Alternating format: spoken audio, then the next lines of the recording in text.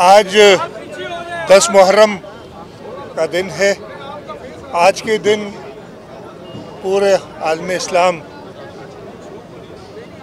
हज़रत इमाम हुसैन अलैहिस्सलाम की लाजवाल कुर्बानी, उनकी हिम्मत और जुल्म के सामने ना झुकने की रिवायत को याद रखते हैं। आज के दिन सब अशबार होते हैं उस अजीम कुर्बानी के लिए, और मैं भी अज़ादारान के साथ कुछ देर मैंने वॉक की, इस जुलूस में उनके साथ चला हूँ। जहाँ तक इंतज़ामात की बात है, हर साल बहुत वाज़ेह किस्म से इंतज़ामात होते हैं और इस साल भी इसी सिलसिले में हमने कोशिश की है कि लोगों को कम से कम तकलीफ़ के साथ जो उनकी मज़हबी रिवायात हैं उसको अदा करने के लिए सहूलियात पैदा की जाए। इस सिलसिले में मुहर्रम से बहुत पहले मीटिंग शुरू हो जाती हैं। Commissioner level, deputy commissioner level पे चीफ सेक्रेटरी साहब, आईजी साहब, होम मिनिस्टर साहब, मिनिस्टर लोकल गवर्नमेंट, मेयर साहब, ये सब मीटिंग्स करते हैं और मैंने भी इस सिलसिले में मीटिंग्स की।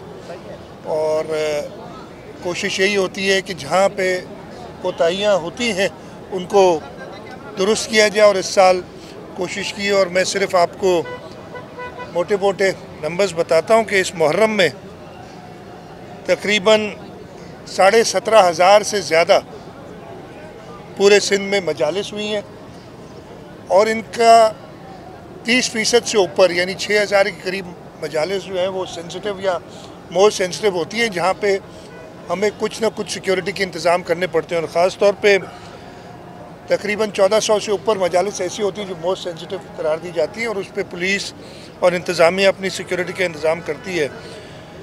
4,000 से ऊपर जुलूस निकलते हैं पूरे सिंध में और उसमें भी तकरीबन 10% 400 से ऊपर जुलूस मोस्ट सेंसिटिव होते हैं जिनकी प्रॉपर सिक्योरिटी का अरेंजमेंट किया जाता है।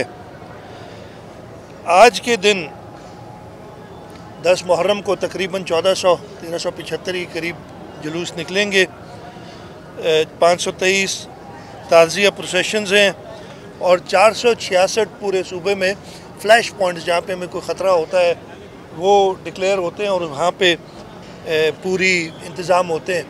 तकरीबन 50,000 पुलिस पर्सनल हमने तैनात किए हैं मुहर्रम के दौरान। आज के इस मरकज़ी जुलूस में तकरीबन 6,000 पुलिस पर्सनल, 168 पुलिस व्हीकल्स और हैं। टोटल इस पूरे सूबे में 1453 पुलिस मोबाइल्स डिप्लॉयड थी। और इसके साथ साथ हम अपने जो सेफ सिटी का जहाँ तक काम हुआ है या उसकी जो प्रील्यूड में हमारे सिक्योरिटी सिस्टम है, CCTV कैमराज है, उनके ज़रिए जुलूसों को मॉनिटर करते हैं। अल्हम्दुलिल्लाह अभी तक जो भी जुलूस हुए हैं, ख़ास तौर पे कल जो इख्तिताम पज़ीर होता है रोड़ी में, ग़ालिबन पाकिस्तान का सबसे बड़ा जुलूस होता है, वो भी खैरियत से इख्तिताम को पहुँचा। और हमारी कोशिश यही रहेगी कि जो अज़ादारान हैं उनको पूरी सहूलत दी जाए और उसके साथ साथ सिक्योरिटी का भी इंतज़ाम किया जाए। आज मैं सुबह ये जुलूस में शिरकत हुआ हूँ। इस जुलूस को पूरा दिन, बल्कि हर जुलूस को मैं रिपोर्ट्स लेते रहता हूँ, मॉनिटरिंग होती है। होम मिनिस्टर साहब खुद उसको देखते हैं सिक्योरिटी के एतबार से, लोकल गवर्नमेंट मिनिस्टर साहब और मेयर साहब देखते हैं कि जी जो इनको सहूलियात हैं वो उनको मिले। और अल्लाह ताला से ही दुआ होगी कि खैरियत से आज का दिन गुजरे और ये मुहर्रम का आशूरे कर दें। आपकी आज की मौजूदगी के कल परसों तो आपके वज़रा और मेयर साहब वहाँ पर आए थे, एक हादसा और सानिया भी हुआ है, बिल्डिंग गिरी है। इस बारे में आपको इब्तिदाई तौर पर क्या रिपोर्ट है और क्या ऐसे सानियात को बचाने के लिए आप मुस्तक़बिल में क्या इंतज़ाम करना चाहेंगे? देखिए, ये सानिया बिल्कुल बहुत दुखी सानिया था और जैसे ये हुआ था, सबसे पहले तो हमारी और अभी तक ये कोशिश है कि पहले तो यही कोशिश थी कि अगर कोई ज़िंदा निकाल सके मलबे से, लोग उनको निकालें। जो जिनकी डेथ हो गई है, और जहाँ तक मुझे पता है 26 इस वक्त तक डेथ्स हुई हैं, इसमें उनकी लाशों को निकाला जाए और उनके लोगों के हवाले किया जाए। जहाँ तक बात है तो पहले तो अभी तक तो हमारी यही कोशिश कि जी जो रिकवरी का या रेस्क्यू का जो एक फेज़ था वो चला है, वो अब आज ख़त्म हो जाएगा।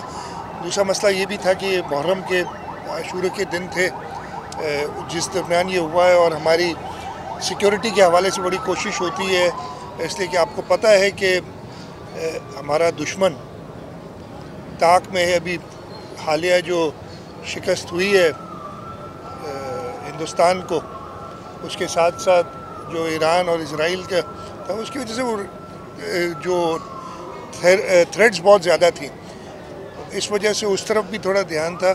जहाँ तक आपने बात की आगे क्या होगा, अच्छा इसमें फॉर्चुनेटली अनफॉर्चुनेटली काफ़ी ख़बरें भी आती रहीं जी फलाना हो गया ये, लेकिन सही हालात मैं आपके बताता हूँ कि मैंने अभी इस वक्त यही कहा है कि आप रेस्क्यू का मरहला पूरा करें। कल इंशाल्लाह एक डिटेल मीटिंग में लूँगा इस बिल्डिंग के गिरने की वजूहात भी पता करने के लिए। कमिटीज़ तो बना दी थी हमने ताकि उसी वक्त असेस करें, और उसके साथ साथ जो 500 के करीब 588 से ऊपर 480 से ऊपर डेंजरस बिल्डिंग्स करार दी गई हैं, जिनमें कुछ बहुत पुरानी है और ज़्यादातर ये ओल्ड सिटी एरिया में, ज़्यादातर डिस्ट्रिक्ट साउथ में हैं, उनको असेस करके और उनके लिए कोई ऑल्टरनेट देखना। कुछ तो अभी कल एक वाक़या हुआ था, एक बिल्डिंग जो है वो तो कुछ साल पहले की बनी हुई है, अनफॉर्चुनेटली उसके पीछे जाएंगे वो किसने उसकी इजाज़त दी थी, मेरे ख्याल इजाज़त के बगैर बनी है, और जो लोग भी इसकी में होंगे मुलविस करार उनको सज़ा भी दी जाएगी। उसके साथ साथ ये भी मैं कह दूं कि जब ये बिल्डिंग्स, और ये मैं कई बार हम कह चुके हैं कि जब बिल्डिंग्स कोई ख़रीदे तो ये इंश्योर कर ले कि उसको proper approvals building control authority के हों। जहाँ तक मुझे पता है कल वाली बिल्डिंग को शायद SPCA के ये जो रात खाली कराई है आगरा ताज में, उस पर अच्छा मज़ामत होती है। वो लोग अब जब लोगों के पास जाते हैं ना, और वो लाइटली सो बेचारे गरीब हैं, लेकिन वो जब फ्लैट अपना उसमें लेते हैं किराए पे या ख़रीदने के लिए, उस वक्त तो ये सारी चीज़ें नहीं देखते कि जी उसके प्रॉपर अप्रूवल्स हैं कि नहीं है।